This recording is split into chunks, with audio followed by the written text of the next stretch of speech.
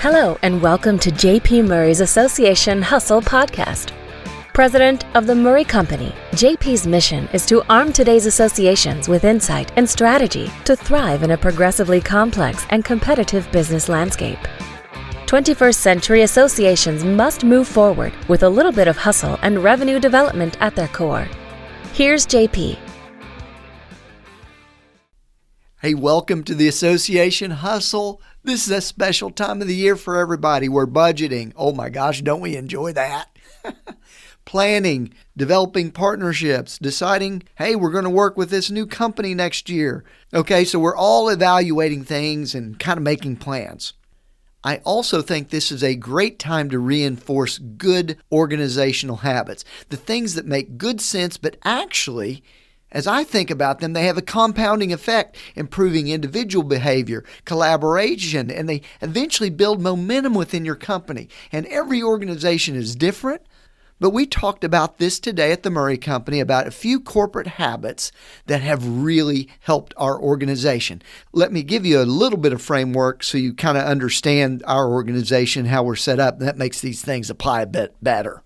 We have 13 people on staff. We conduct sales and marketing plans and programs for associations, and we also provide consulting for them through qualitative, quantitative research so we can help their organizations grow better. So we've got those two operations going on. So with that, let me tell you about these corporate habits that we discussed make us successful. First, regularity and consistency. No one likes surprises. Well, that's not true. I do like surprises, but no one likes surprises all the time. And I think regularity is very important for small organizations. It's become very important to me to make sure that we're regular, we're consistent, and that gives people a certain amount of comfort to be able to operate. So how do we do that? Some of these are external functions. Some of them are internal. First, we have 2 times a week pep rallies on Zoom where we cover the business fundamentals. Everybody on staff is there, and it's a 30-minute meeting to the minute. Second, we have weekly reports to clients, including the pipeline, activity for the week, and what we're going to do next week and how we're going to collaborate with them. Third, we have monthly all-staff meetings. These are a little bit different from the pep rallies because they're more strategic, transparent about the business. I go through the profit and loss statement. I talk about the balance sheet. Everybody, in my view, needs to know the trajectory of the business, and we cover a lot of those strategies there. Fourth, we have bi-weekly one-on-ones with the manager. So this is a little bit more internal. Every staff member has a conversation with their manager at least every other week. What's on your agenda? Here's what's on my agenda. What are our next steps or action items we need to cover before we get together next time? Then we have quarterly reviews with each staff. Hey, here's where you are on goals. Here's some feedback. Here's how you've been responding to all the things that we've talked about in our one-on-ones. It's compounding effect because then we go into the annual review process. At this point, there are very few surprises.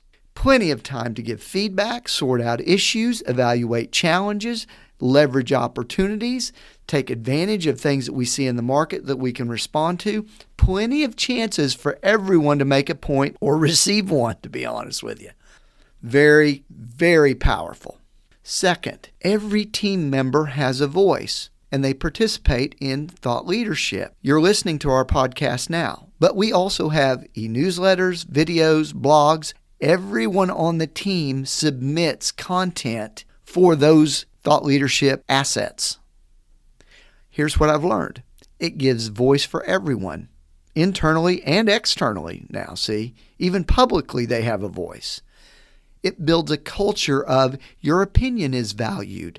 Third, it gives every single person a chance to contribute and it makes them feel valued. And if you look at any kind of data regarding job satisfaction, people want to feel like they're bringing something to the team and that what they bring to the team is actually valued by the company. Wow, we knocked it out of the park, and I thought we were just having people submit, thought leadership pieces for the newsletter.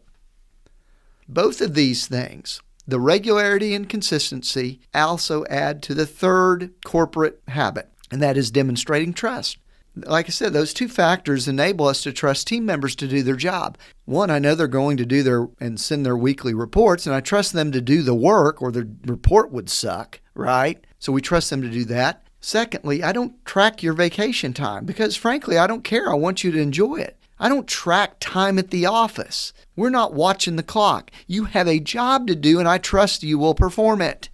And since we trust each other and we give them that kind of space, there's a lot of sharing and collaborating and pitching in because people feel trusted. They can try new things and they can ask for help when they need it, or they can pitch in when somebody else is off on vacation because they did it for me when I did it.